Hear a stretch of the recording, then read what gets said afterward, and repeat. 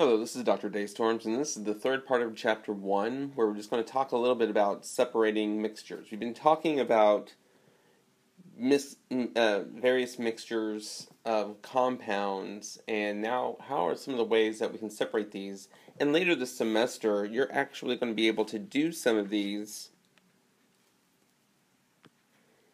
in class, in your lab, in your various lab sections.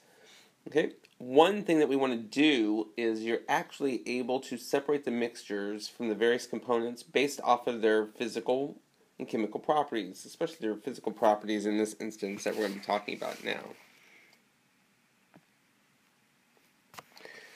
So we see here, the first one is distillation.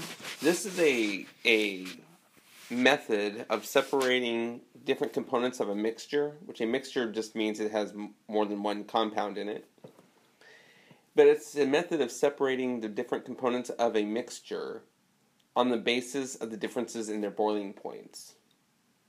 This is something that we do routinely in organic chemistry. So next year, if you pursue organic chemistry, you're going to be setting up an apparatus similar to this almost on a weekly basis at times. There are different types of distillation. This is called simple distillation. But there's also steam distillation and fractional distillation. However, I just want you to know a little bit about simple distillation. So let's look at another example. Okay, so let's blow this up. There we go. There are different parts. We have a solution. It's homogeneous, so it's the same throughout, and it's in liquid form. So for example, you could have salt water, or even better yet would be something like a water solution and say like acetone or alcohol, where there's a difference in the boiling point. So water boils at 100 degrees, and acetone or alcohol various alcohols boil at a much lower temperature. So typically, what's going to happen is you're going to have either a Bunsen burner, or if it's something that's flammable, instead of a Bunsen burner, you're going to have a heating mantle. You've got your distilling flask, which has the homogeneous solution that you want to separate the different components of, and you start to heat that up. Of course, we have a thermometer here to measure the temperature. What happens is, as you start to approach the boiling point of whichever component has the lower boiling point, say for example the alcohol, it's going to become gaseous and it's going to rise up. The water will stay below. Then it's going to start to cool. As it cools, it's going to enter the condenser. To help facilitate this, you actually run cold water in the bottom.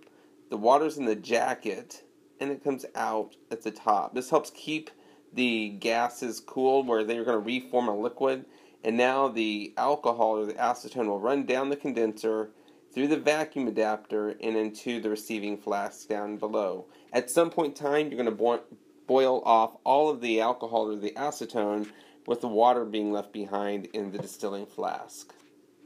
So it's simple. You just separate the two things out based off of their differences in their boiling points.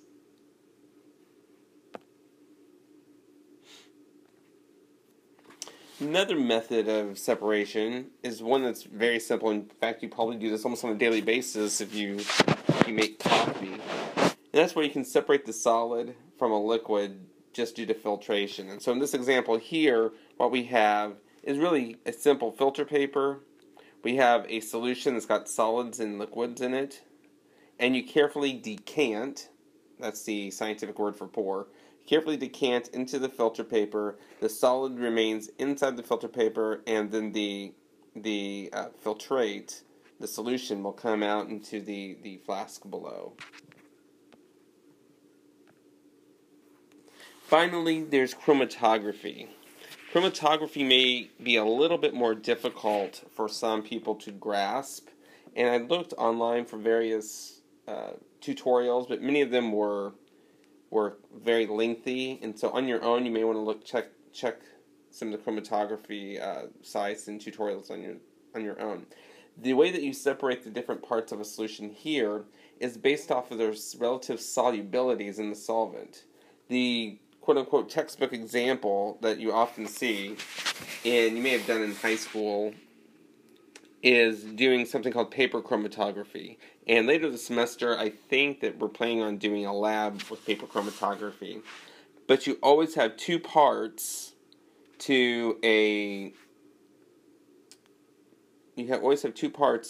chromatography. You have what's called the mobile phase and the stationary phase.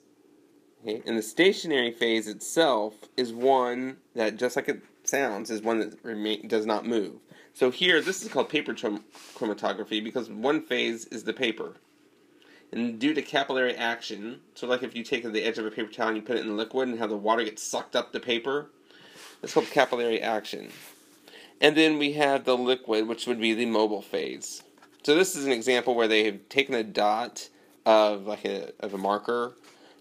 That marker, the different components and pigments in that marker has different solubilities with the liquid. So as the liquid comes up the paper due to capillary action, based off of the relative solubilities of the solvent, the different colors of that ink will actually spread out. So, for example, this color up here really likes the solvent, so it travels up further and more quickly up the paper, whereas this color down here doesn't care for the solvent as well, so it takes slower. It's a much longer time for it to move up the paper. So you can actually separate out the different components. This is not the only form of chromatography. There's thin layer chromatography, there's column chromatography, and gas chromatography for some of the other examples. The way that they differ, they all have a mobile phase and a stationary phase. It's just dependent upon what's what. So just for example,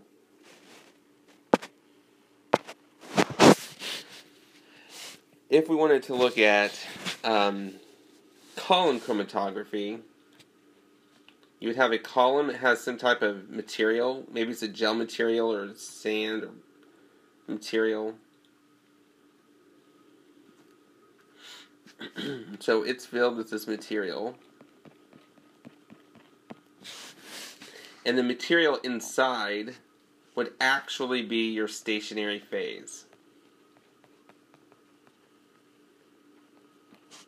We use this a lot in biochemistry. Then you're going to actually pour in the different components of your solution into the column.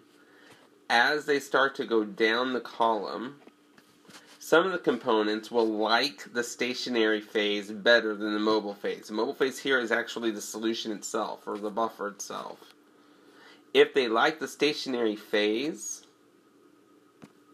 they're going to stay in the column. So this color right here, it likes the stationary phase better than, let's say, this one. The yellow and the green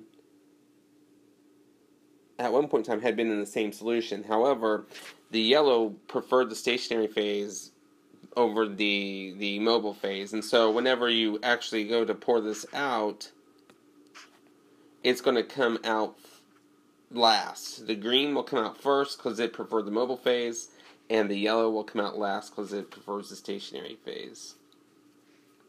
We run these kind of experiments in organic chemistry and especially in biochemistry later on. Hopefully this helps explain a little bit of the ways that you can separate components of a mixture based off of their physical properties.